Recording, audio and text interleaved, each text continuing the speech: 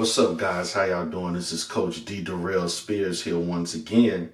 So I want to talk about something that I have thought about and something that I definitely wanted to have a discussion with each and every one of you. This will be something that I will talk about when I go live in maybe 2 weeks, probably Valentine's Day or the day before Valentine's Day. But I do plan to go live and I'm going to talk about the Passport Brothers. And so, en route to speaking and about the Passport Brothers and all the information that I have accumulated over the years, because I've been talking about the Passport Brothers since 2020. Yeah, about since 2020, along with the SYSBM brothers, because they kind of go hand in hand. So what I want to discuss is going to be related to purpose. And what are you wanting out of you seeking a relationship or dating or whatever you have with your partner, opposite sex or what have you. And so there has to be things that certain people value more than others. And it's obviously for the Passport Brothers. They have a tendency to put on this facade as if they are valuing long-term relationships with feminine, cordial, feminine, polite, cultured women.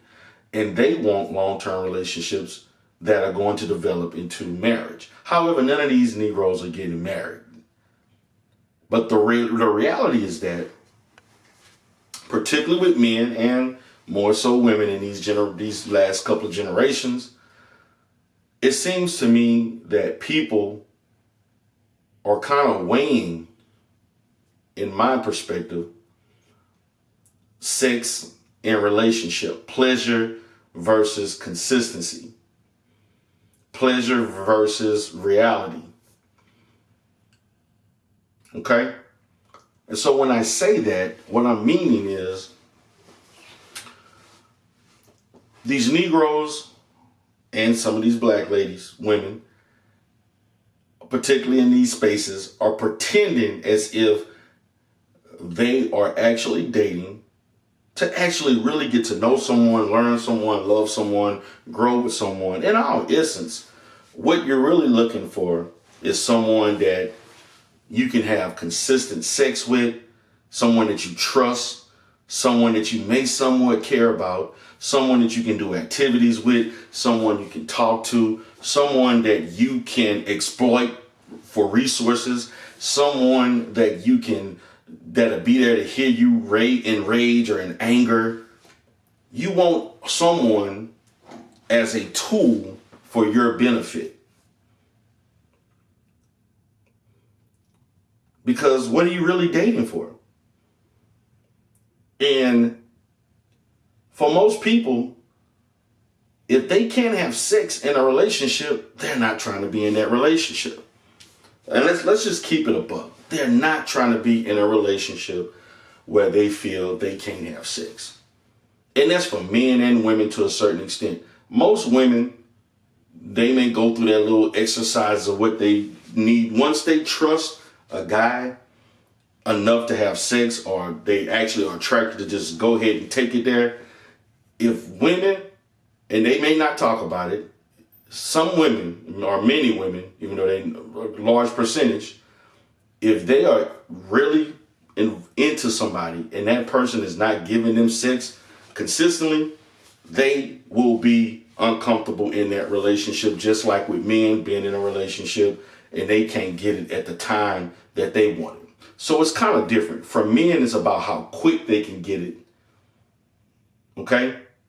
And then for women, it's how often I can get it once I am comfortable with you.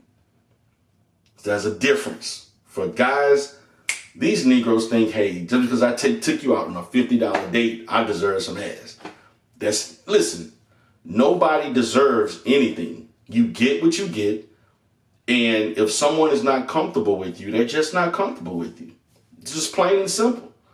When they are comfortable with you, And don't be thirsty.